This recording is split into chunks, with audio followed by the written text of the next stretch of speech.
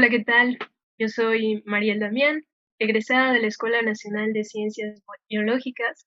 Saludo a todos nuestros amigos y amigas de la comunidad politécnica que nos están viendo. El día de hoy estamos de fiesta, celebramos el 23 de abril, Día Internacional del Libro. Y bueno, para fomentar la lectura, hablar de libros, de podcast, de literatura y un poco también sobre la industria editorial. Hoy nos acompaña Jacqueline Tavera y Álvaro Ortiz, que forman parte del grupo editorial de Penguin Random House. Bienvenidos, qué gusto tenerlos aquí con nosotros. Hola Mariel, muchas Eh, gracias por la invitación. Gracias, María. Hola Álvaro. Hola, Jackie, ¿cómo estás?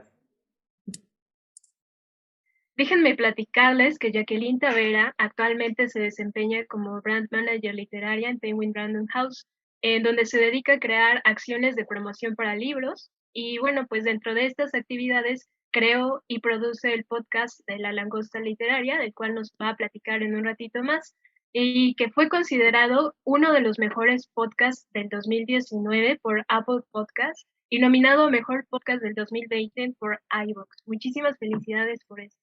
Anteriormente trabajó como periodista en los medios de Expansión y Correcámara. Además, se desempeñó como productora del podcast Comscore Talks en español. Bienvenida, Jacqueline, qué gusto tenerte aquí. Muchas gracias. Bueno, pues me gustaría, antes de presentar a Álvaro, que nos platicaras un poco acerca de cómo surgió esta idea de la langosta, sí, de la langosta literaria. Sí, la Langosta Literaria es un proyecto cultural que tiene Penguin. Como sabemos, Penguin es uno de los grupos más grandes de editoriales del mundo y por lo mismo también está preocupado por impulsar títulos, digamos, más literarios, ¿no? Tenemos estos títulos un poco más comerciales, a veces eh, que encontramos más en los escaparates y en las tiendas, por ejemplo, Stephen King, pero hay otros autores quizá menos reconocidos que también escriben igual muy bien y que queremos impulsar, ¿no? Entonces, por eso es que surge la Angosta Literaria, es un referente hacia la literatura, hacia en específico, hacia David Foster Wallace. Se crea primero un blog en donde lo que se quiere es compartir reseñas, una reseña muy de amigo a amigo, es como cuando le cuentas a alguien, le quieres recomendar a una persona, a un amigo, un libro, no lo haces de una forma elevada o no le empiezas a decir el lenguaje que utiliza el autor o el estilo, no, sino que le cuentas la historia y le dices por qué te gusta a ti. Entonces lo que tratamos fue nosotros de imitar ese estilo y creamos el blog. Y hace 2 años, bueno, a mí me gustan mucho los podcasts. Hay uno en particular que me gusta mucho sobre Canción de Hielo y Fuego, la saga de George Martin, y me parecía que era otra buena plataforma, otro buen formato para contar historias o para recomendar todavía más historias. Entonces, a partir de eso, que creamos el podcast, lo creamos en conjunto con varios de mis compañeros de la editorial, editores, Álvaro, por supuesto, que también estuvo desde el inicio, en algunos momentos con miedo de mis compañeros por el micrófono, por los errores, ¿no? Estas erratas que cometemos muchísimo al hablar, los ¿no? Todo eso. Las muletillas. Las muletillas, exactamente, todo eso lo hemos ido trabajando poco a poco, creo, y así es como surge el podcast. Oye, qué padre. ¿Y de dónde viene la inspiración para proponer las temáticas de los podcasts que se crean en la langosta literaria? Hay diversas, tenemos desde las tendencias, ¿no? Es decir, por Ajá, ejemplo, si ahorita es tendencia el tema de la portada de la CEP, por ejemplo, entonces nosotros vamos a hacer un podcast sobre diseño y por qué las ilustraciones importan, ¿no? Como para hablar un poco de lo que está en tendencia, pero también hay otras temáticas que les llamamos atemporales y que las podemos escuchar en cualquier momento, ¿no? Desde, por ejemplo, algunos hábitos extraños de autores al escribir o los sí, espacios de los autores, ¿no? Por ejemplo, Jane Austen escribía en un escritorio siempre o Ernest Hemingway iba siempre a tal café. Eh, y también, por supuesto, hablar de algunas recomendaciones quizá de novedades, por ejemplo, si hay algún premio Alfaguara mexicano, como ocurrió el año pasado, pues hablar de esos títulos. De ahí van saliendo los temas, es decir, de tendencias, pero también de contenido que podemos encontrar atemporal y de algunas novedades. Pues sí, realmente es muy variado todo el contenido que podemos encontrar. Ustedes visiten su página en donde pueden encontrar los podcasts, pero también el blog y van a encontrarse un montón de sorpresas. Y bueno, por otra parte también tenemos a Álvaro Ortiz. Álvaro actualmente se desempeña como productor de audiolibros en Penguin Random House, donde dirige y produce audiolibros y podcasts. En estos momentos produce el podcast de La Langosta Literaria y el del Penguin Podcast.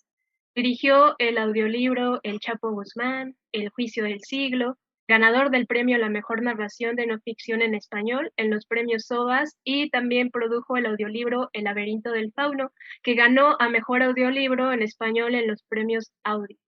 En su carrera profesional también se ha desempeñado como diseñador de sonido para cine, radio y televisión, además de conocer música original para proyectos audiovisuales y librerías de música. Qué gusto tenerte aquí con nosotros este día, Álvaro. Gracias, Mariel, igualmente. Oye, y me gustaría que le platicaras a la comunidad Ujú. politécnica acerca de tu experiencia como productor de podcast. De podcast, en específico de La Langosta, estamos platicando, ¿verdad? Sí. Pues fíjate que yo cuando entré a Penguin no tenía idea de que íbamos a hacer un podcast o que ya estaba tan eh, avanzada la plática de La Langosta. Conocí La Langosta ahí y pues me gustó desde un inicio. Y además me gustó que todos crecimos juntos, o sea, los editores, todo desde cero. Y creo que en el camino, no sé, a los 10 capítulos o algo así, ya habíamos encontrado un estilo y ya también teníamos, bueno, la langosta ya tenía un público, entonces eso ayudó mucho porque siempre tuvimos gente que nos escuchara y que nos diera su opinión, ¿no? Y temas de los cuales hablar. Y también con el tiempo fueron saliendo ahí personajes del podcast que a la gente le van gustando más y nos va pidiendo que esté tal editor, ¿no? Que esté tal persona. Y todo eso, pues, se notó tan rápido como que Apple pues, nos sacó entre los mejores podcasts del año y que sí tenemos un buen número de escuchas y un público pues bastante bueno, ¿no? Hasta hemos hecho un live por ahí al finales del año pasado que también estuvo muy interesante, ¿no? Un podcast en vivo que casi no se ve. Pero sí, ¿En qué países los escuchan más? Perdón.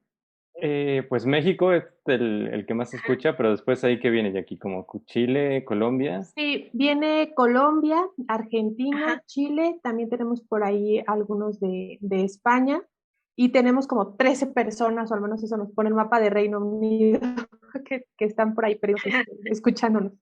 Escuchando, sí.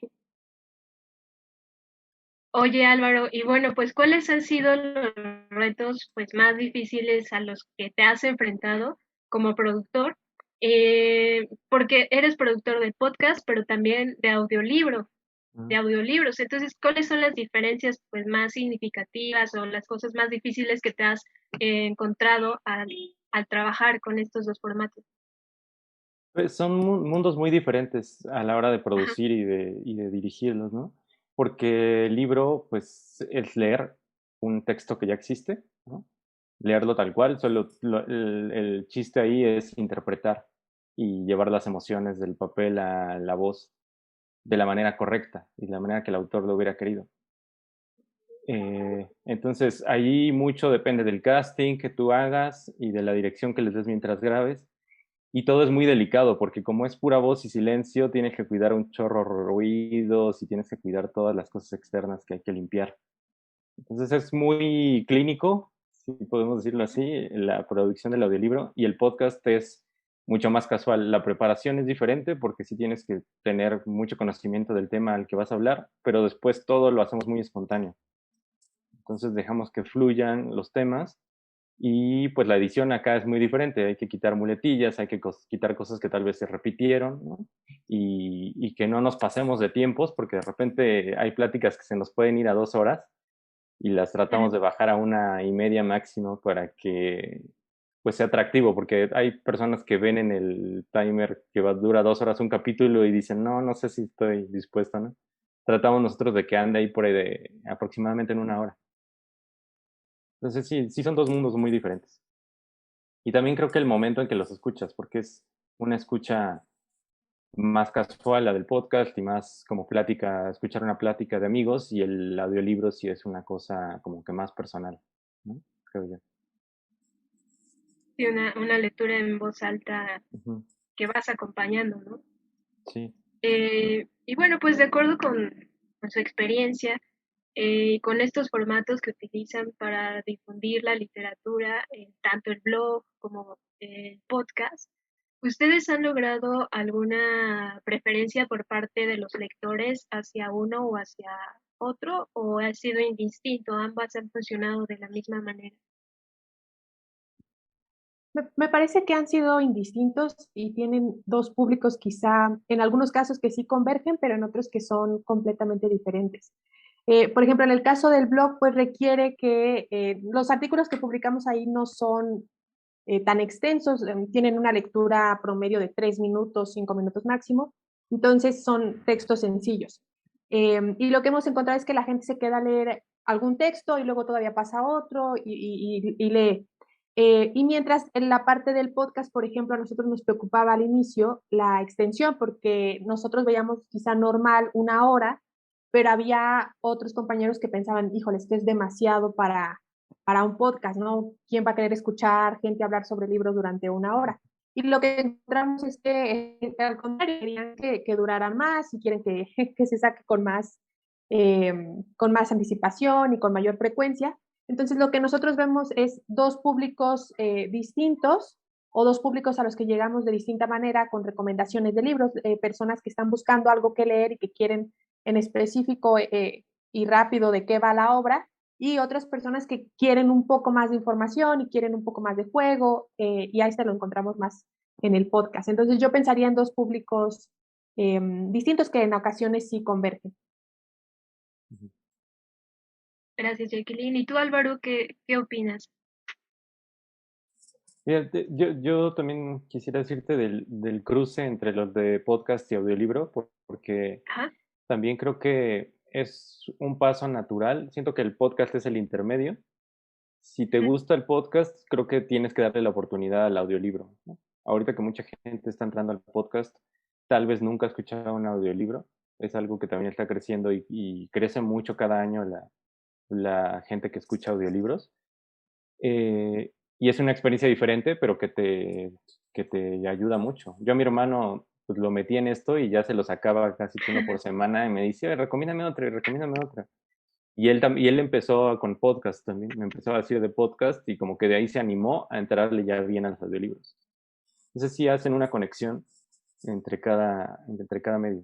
Como que no quisiera decir te educa, pero te acostumbra a estar escuchando, recibiendo mensaje solo por el oído. Información. Ajá. Sí. Y entonces Sí, creo que ya, también es una ventaja, ¿no? Podemos recibir información mientras estamos haciendo otra actividad. ujú. Creo que es muy práctico también este formato del podcast. Sí, que pues la radio era así, ¿no? O es así, Claro. pero pues en este mundo actual en que queremos que sea el programa que queremos en el momento que queremos, el podcast ha sido el beneficiado. Justo ahorita que hablas acerca de este desarrollo pues de las tecnologías, ¿no? Que antes utilizábamos más la radio, pues ahora estamos totalmente pegados al internet, ¿no? Hemos sido testigos del desarrollo tecnológico de la comunicación, pues ya desde hace varias décadas. Y como consecuencia, pues también se ha transformado nuestra experiencia de la literatura, ¿no? Cómo nos acercamos a el proceso de la lectura. Ya no es directamente con un libro. Ahora es muy común leer libros electrónicos en nuestros dispositivos móviles o en nuestras computadoras, en nuestros laptops. Y bueno, esto puede llevar a un escenario muy catastrofista, que seguramente pues ya también pues, se lo han planteado muchas veces, ¿no? ¿Ustedes consideran que el desarrollo tecnológico podrá desplazar en algún momento a los libros físicos? Sí, esa siempre ha sido como la gran discusión, pero Sí, en números, pues, en números, eh, no se ve que sea algo que vaya a pasar cercano. Cuando salió el ebook, cuando era algo nuevo, innovador, todo el mundo pensaba que ya se acabó, ¿no? Hasta aquí llegó el libro físico, justamente como pasó con el cine cuando llegó la televisión. Cuando llegó la televisión, la gente creía que el cine ya estaba muerto, y al contrario, ¿no? Por ejemplo, hoy extrañamos muchísimo ir al cine. Y ir al ahorita lo que cine. pasa Sí, con es claro, ahorita lo que pasa con los libros físicos es que sí hubo mucha gente que empezó a comprar ebooks, pero llegó a un tope, ¿no? Digamos que no le quitó terreno al libro físico, y el libro físico sigue teniendo pues esta parte nostálgica de tener el objeto, ¿no? De poder tocarlo, de poder llevarlo, que obviamente con los ebooks también tiene esta ventaja de poder cargar libros inmensos a donde vayas, pero no hay una disminución en las ventas, por ejemplo, de los libros físicos versus los ebooks. Y lo mismo con los audiolibros. Los audiolibros tampoco le han quitado terreno al libro físico. Creo que cada uno ha encontrado al público al que quiere llegar, o el público al que le interesa tener, pero no veo yo, al menos en un futuro muy cercano, que se acabe el libro físico. Y el libro los formatos que hay, ¿no? En el formato ebook, que también es otro formato muy interesante que ha quedado quizá un poco rezagado por todo el esplendor que tiene ahora el audiolibro, pero que también es importante y que genera también buenas ventas. ok, Y fíjate, entonces ay, perdón, perdón. tú consideras eh, que más bien estas formas de lectura electrónicas eh, impulsan la industria editorial, se pueden llegar a promover la difusión de la cultura y comprar libros por parte de los lectores. Sí, sin lugar a dudas es lo que pienso. Hace algunos años Neil Gaiman, que es el autor de American Gods y Caroline, entre otras, él había sacado un libro en formato ebook, pero él lo regaló, ¿no? Él dijo, este es para mis fans y lo quiero que lo regalen. Y después, digamos que su editorial en Estados Unidos no estaba muy de acuerdo porque creía que iban a perder ventas, pero él pidió este voto de confianza. Y sacaron el ebook, la gente lo descargó, y un mes después sacaron el libro impreso. Y lo que pasó es que el libro vendió igual o más que sus otros libros anteriores. Es decir, incluso aunque la gente ya tenía el ebook, ya tenía el contenido, aún así lo compró. Y lo que vemos aquí en México también es bastante similar, es que estos otros formatos no canibalizan o no le quitan terreno al formato físico, sino que lo impulsan en ocasiones, porque la gente a veces quiere, está mucho esta parte nostálgica, ¿no? Si hay una edición bonita de un libro o si les gustó muchísimo el libro, la gente lo quiere tener en su librero, ¿no? No lo quiere tener en el celular, o porque pues ahí no, ni siquiera lo puedes prestar, ¿no? Cuando viene alguien no lo puedes enseñar, por ejemplo, que es muy típico. Entonces, por ejemplo, todo eso ha impulsado también. Y el ebook, por ejemplo, también ha disminuido la parte de la piratería, ¿no? Que ha sido un problema muy importante, y que en México es un problema que se ha venido arrastrando durante muchos años.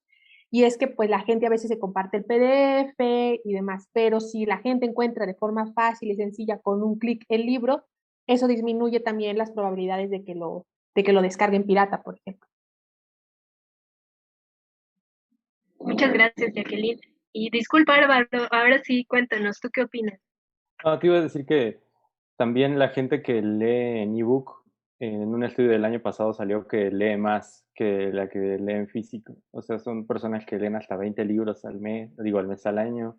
Y los escuchas de audiolibros, los que ya entraron, también escuchan 7. O sea, de arriba de los promedios de México, ¿no? Bastante arriba. Entonces, sí son lectores que son constantes. Y en audiolibro, por ejemplo, hablando de tecnología, también hay miedos de las voces de inteligencia artificial, porque ya hay algunos libros que están narrados por voces de inteligencia artificial. Google por ahí tiene, creo que, 4 voces que te ofrece el servicio en que tú le mandas el libro y te lo manda narrado por esa voz artificial. pero todavía no está al nivel de una voz humana. Aunque ya suena mucho mejor de lo que hace 10 años nosotros escuchábamos como robotizado. ¿Se acuerdan que había hasta un programita en el que podías tú teclear y lo decía? Ya no suena así, pero si quieres oír una ficción y quieres sentimientos, si quieres una interpretación buena, todavía no está ahí. Cierto, justo estaba pensando en aquellas veces en las que yo quise entrar a YouTube o alguna página así para escuchar libros y se escucha una voz que lee muy monótona, que es Ujú. como que muy robotizada y no se disfruta la lectura, ¿no? Yo creo que es una de las bellezas precisamente del arte de hacer audiolibros, al poder transmitir, como dijiste desde un inicio, las emociones que buscamos en la literatura. Y pues es muy interesante todo este tema.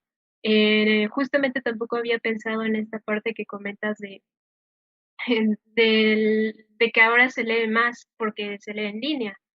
Y sí recuerdo que hay de pronto estadísticas en donde nos muestra cuántos libros al año lee un mexicano y es poco, son bajos los índices y además las lecturas pues son muy diversas, ¿no? No solamente literatura, sino otro tipo de textos que son los que consumen con más cotidianidad.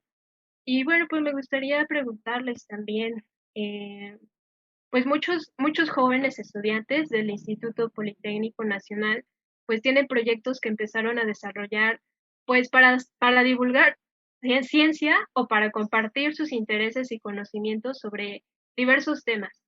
¿Qué les podrían aconsejar para mejorar estas herramientas, tanto el blog como el podcast? Yo primero primero que se avienten, porque creo que ese es alguno de los miedos que siempre nos da, sobre todo cuando somos estudiantes, por ejemplo, no tenemos bien definido hacia dónde vamos o qué queremos hacer y estamos explorando. Esa es como mi primera recomendación, explorar y aventarse y hacerlo. A nosotros nos pasó con el podcast que pues ya estamos trabajando, digo, ya uno se siente adulto, pero todavía tiene de repente estas como ideas o proyectos o sueños que quiere llevar a cabo. Y en estos casos ya hay que justificarlo, no hay que dar números, hay que dar datos, pero mientras cuando eres estudiante, pues a lo mejor eso no es tan necesario. Eh, pero sí ayuda también muchísimo. Entonces yo, por ejemplo, ahí también recomendaría pues investigación, ¿no? De lo que vayan a hacer, investiguen y vean qué ya se hizo, traten de imitar también, es bastante bueno para que uno vaya encontrando su propio estilo, tratar de imitar qué hacen los demás y qué consideran bueno de lo que hacen los demás, eso también es interesante y también que se rodee pues de los compañeros, siempre hay como en las escuelas el equipo con el que trabajas más cómodo.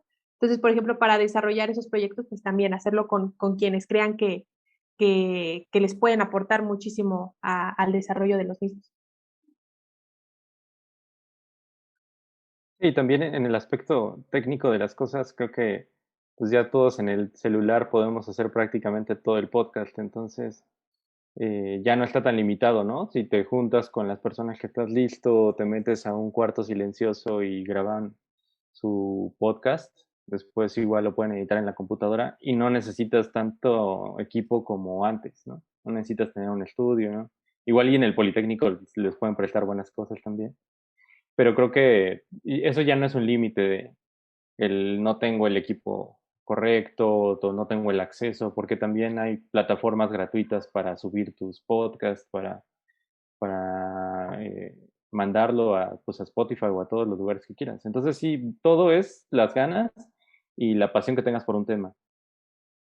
Si tú quieres platicar de algo, igual en estos días en que ya aprendimos que podemos hablar con quien sea a distancia, como nosotros ahorita, también puedes escribirle a quien tú digas, oye, pues se me antoja, esta persona escribe muy bien, le voy a escribir a ver si lo puedo invitar a mi podcast y se puede y tienes una plática en línea. O sea, siento que ya hasta ese límite se está perdiendo. Ya no necesitamos invitarlos a un lugar presencial. Ya se puede hacer todo en línea.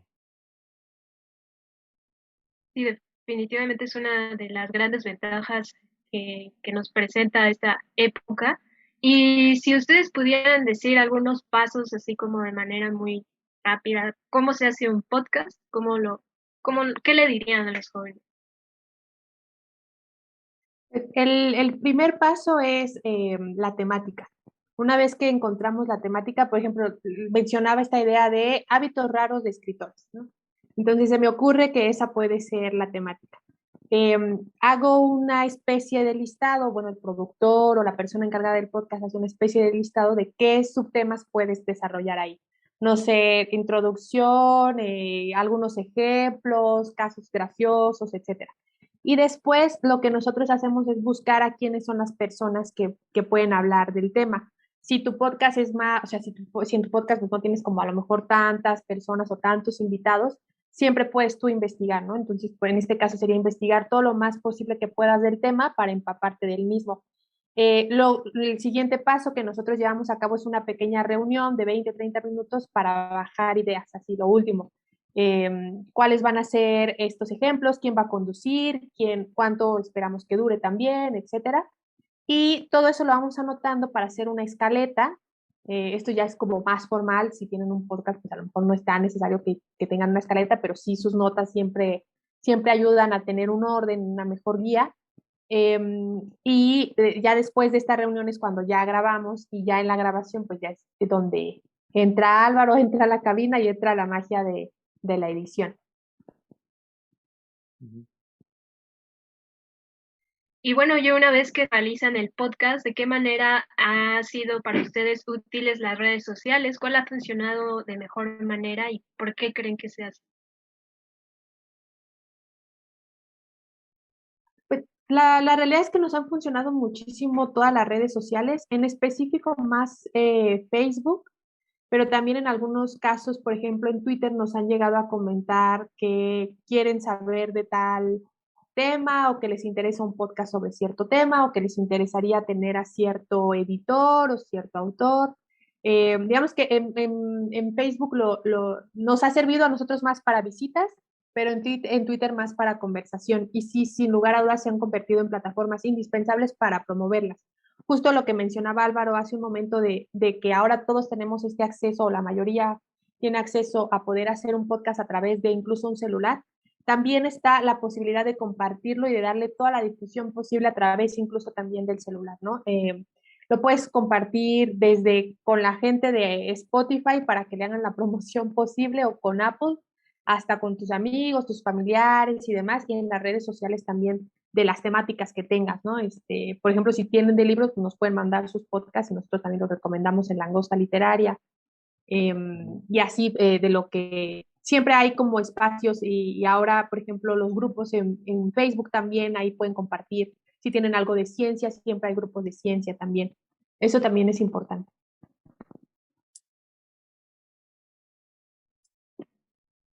Gracias, Jacqueline. Y bueno, pues agradecemos mucho su atención y los consejos que nos han dado en general para realizar estos proyectos. ¿Podrían compartirnos sus redes sociales, de qué manera nos podemos contactar con ustedes y bueno, también que nos cuenten de manera rápida qué proyectos están actualmente?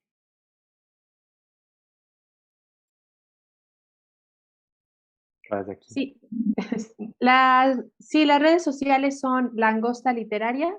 Lo encuentran así en Facebook y en Twitter es langosta-lit, pero si escriben Langosta Literaria también les va a salir. También estamos en Instagram y estamos también como Penguin Libros México en todas las redes también, incluyendo TikTok. Ahí nos pueden contactar si tienen dudas, comentarios o si quieren recomendaciones también. Ahí estamos. También está Penguin Audio para audiolibros y para algunos podcasts.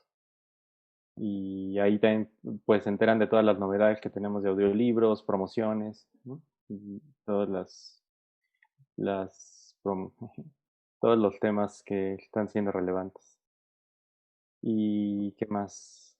Sobre el proyecto, sí, Sobre los se proyectos, me claro. olvidó. Sí, Sí, del proyecto, por ejemplo, nosotros ahorita estamos trabajando en una nueva temporada para Langosta Literaria.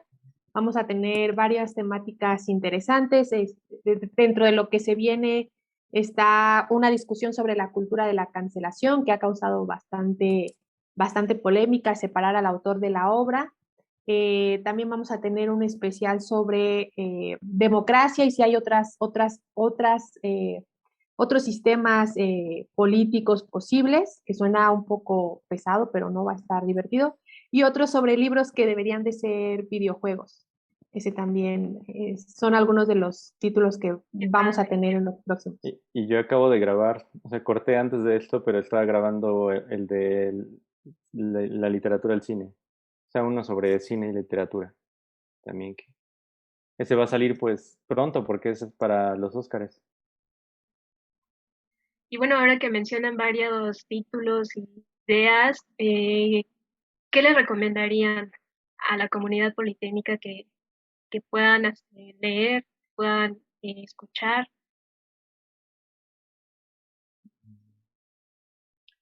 Yo de audiolibro, porque apenas lo pude escuchar, está El laberinto del fauno, que produjeron mis compañeros, que también estuvo, bueno, que fue ganador también por ahí de un premio bastante prestigioso. Es un audiolibro muy, muy bueno. Yo sé que hay muchas también discusiones de repente, ¿no? De si el audiolibro es considerado literatura o no. Yo en este caso no tengo ninguna duda, porque es un libro maravilloso que te lleva a imaginar pues muchas de las aventuras de los personajes principales. Esa es mi recomendación de audiolibro. Y en libro físico, yo recomendaría El Salvaje de Guillermo Arriaga, que recientemente lo pude terminar de leer. Es un libro fuerte, pero es un libro también me parece necesario en el país, muy, muy bien escrito. Fíjate, yo de audiolibro para ustedes y sobre todo porque creo que hay muchos estudiantes de ciencia, ¿no? Por ahí. Pero Sí, hay un audiolibro que narró su autora, que es Bárbara Anderson, y se llama Los dos hemisferios de Luca, y habla sobre una máquina que es como de ciencia ficción, que hace maravillas para la medicina, que yo no tenía idea de que existía. Entonces, es una historia pues que tiene es muy fuerte de un niño con parálisis al que esta máquina le ha ayudado un montón a mejorar. Entonces, también ahí pues hay sentimientos y buena está la parte historia. también de ciencia. Ujú, está bueno. Y bueno, ¿qué tan accesibles estas plataformas son para los jóvenes?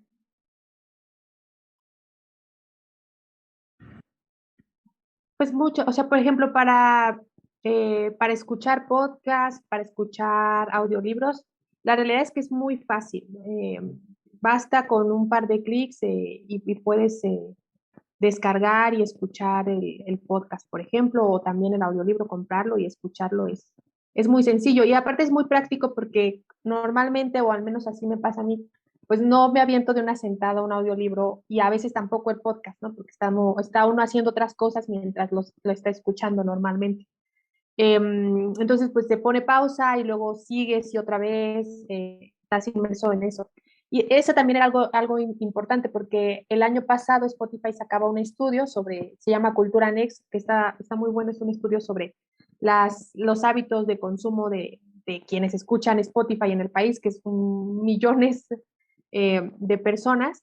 Y lo que decían era justamente eso, que mientras uno es muy común que estén escuchando un podcast o una playlist mientras están haciendo otra cosa. Es decir, nosotros no nos sentamos a escuchar, ¿no? Y es algo quizá que viene de la tradición de escuchar siempre radio en México, ¿no? También siempre estar haciendo algo mientras está la radio sonando, como también lo mismo con el audiolibro y con los podcasts, mientras se escucha, se está haciendo otra cosa. Normalmente es qué hacer, ¿no? Las tareas del hogar, pero sí. Que antes era el viaje en metro y el camión, Sí, y ahora claro, ya es también. lavar Pero trastes. la pandemia, Sí, La pandemia nos cambió. hacer tarea también, ¿no? Ujú, sí, también.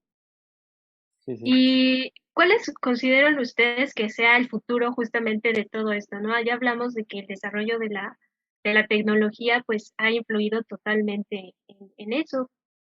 ¿Qué ideas o cómo se imaginan ustedes que estos eh, instrumentos tecnológicos vayan a cambiar nuestra forma de acercarnos a la literatura?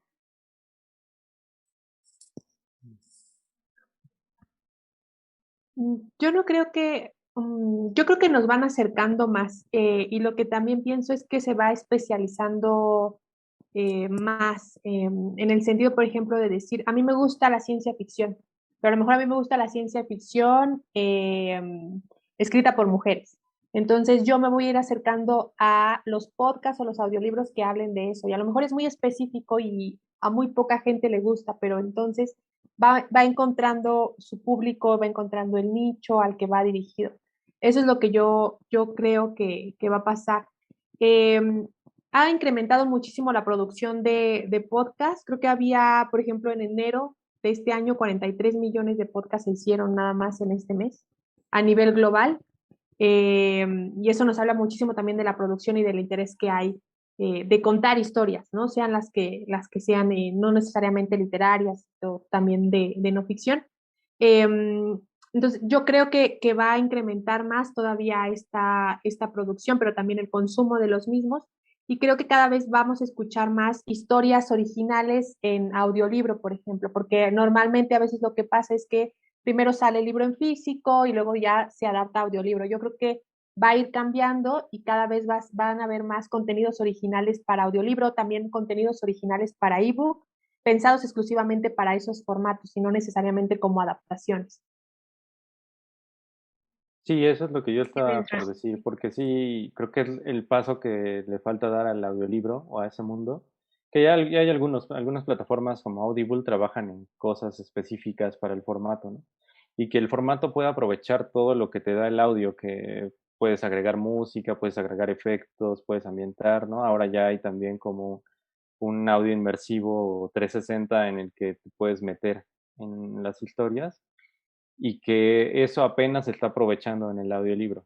La mayoría, si tú buscas, son narraciones que tienen su encanto, pero te privas de la posibilidad de hacer cosas pues más interesantes o más cercanas a una película, ¿no? A ver una película sin video y contar historias de ese tipo. O sea, que los escritores empiecen a pensar en ese formato y a desarrollar historias para eso. Me gustó mucho su respuesta, realmente no lo había pensado de esa forma, pero es verdad, ¿no? Creo que ahora podemos encontrarnos, por ejemplo, en algunas páginas de internet, textos literarios con los cuales puedes interactuar, ¿no? Y salen GIFs que se mueven o hay sonidos. Como dices, ¿no, Álvaro? Aprovechar todas estas herramientas que nos puede otorgar el mundo de la virtualidad y la tecnología. Y también se me ocurrió, ahorita que escuchándolos, pensé en en estos lentes, ¿no? Que ahorita están empezando como a surgir de la realidad virtual, en la que ya tú también te sumerges dentro de eso. Y bueno, pues no sé, de ahí pensar en crear literatura para esas plataformas también me parecería algo pues muy interesante, y aunque pareciera muy futurista, creo que es muy accesible porque ya está ocurriendo, ¿no? Ya estamos viendo todo ese tipo de tecnología que poco a poco ya se están, em, pues la estamos viendo en nuestra cotidianidad. Y bueno, pues, Ávila, que nos pudieran compartir de qué manera la tecnología ha ayudado a mejorar estas formas de acercarse a la literatura.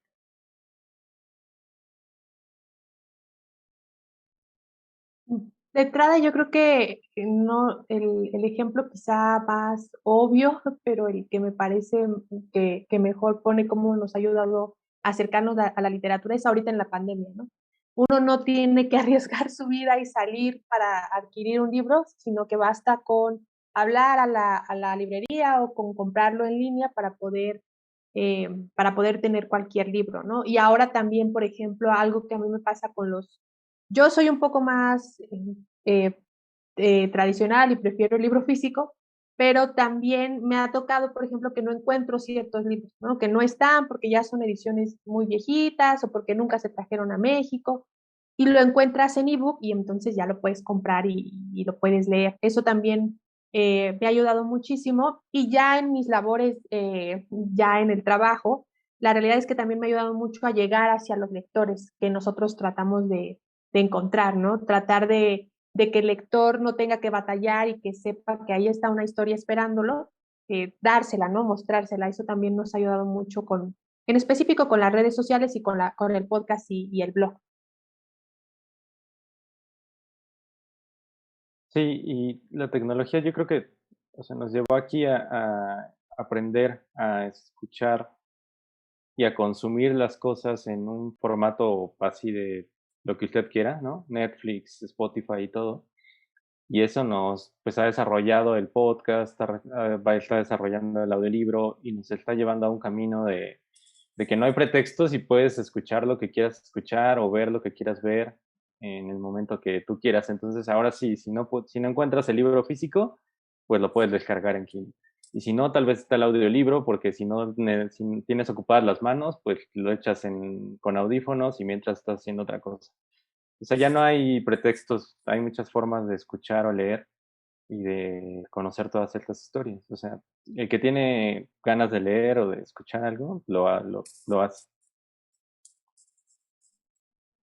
Muchas gracias por sus comentarios, por compartir con nosotros sus experiencias, por animarnos también a continuar estos proyectos relacionados con podcast, principalmente con blog, de cómo manejar las redes sociales en las cuales ahorita estamos completamente inmersos, como dijo Jacqueline, debido a la pandemia también.